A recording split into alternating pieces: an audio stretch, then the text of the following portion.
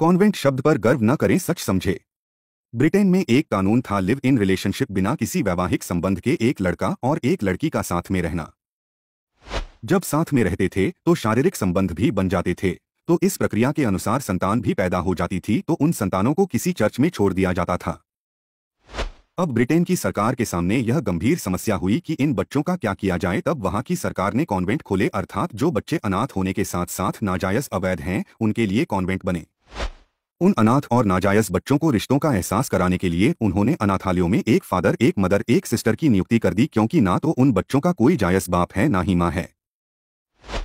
तो कॉन्वेंट बना नाजायज बच्चों के लिए जायज। इंग्लैंड में पहला कॉन्वेंट स्कूल सन 1609 के आसपास एक चर्च में खोला गया था, जिसके ऐतिहासिक तथ्य भी मौजूद हैं। और भारत में पहला कॉन्वेंट स्कूल कलकत्ता में सन 1842 में खोला गया था।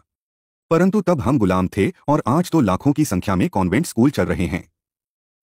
जब कलकत्ता में पहला कॉन्वेंट स्कूल खोला गया, उस समय इसे फ्री स्कूल कहा जाता था। इसी कानून के तहत भारत में कलकत्ता यूनिवर्सिटी बनाई गई, बम्बई यूनिवर्सिटी बनाई गई, मद्रास यूनिवर्सिटी बनाई गई, और ये तीनों गुलामी के जमाने की यूनिवर्सिटी आज भी इस देश में हैं।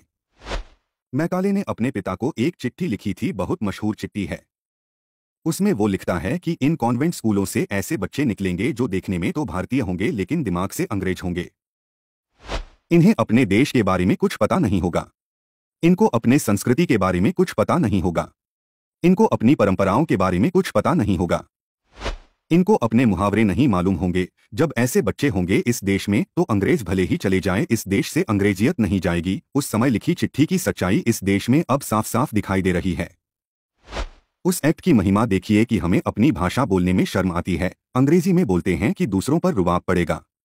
अरे हम तो खुद में हीन हो गए हैं, जिसे अपनी भाषा बोलने में शर्म आ रही है, दूसरों पर रोब क्या पड़ेगा।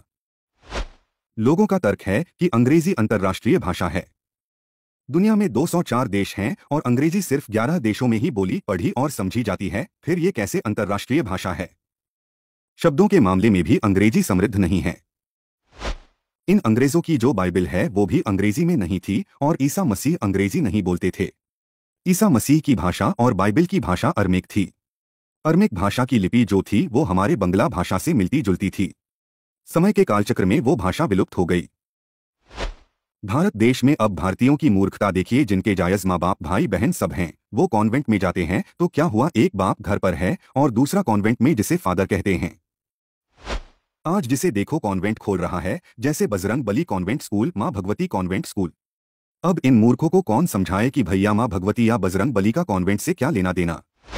दुर्भाग्य की बात यह है कि जिन चीजों का हमने त्याग किया, अंग्रेजों ने वो सभी चीजों को पोषित और संचित किया, और हम सबने उनकी त्यागी हुई गुलामी सोच को आत्मसात कर गर्वित होने का दुस्साहस किया।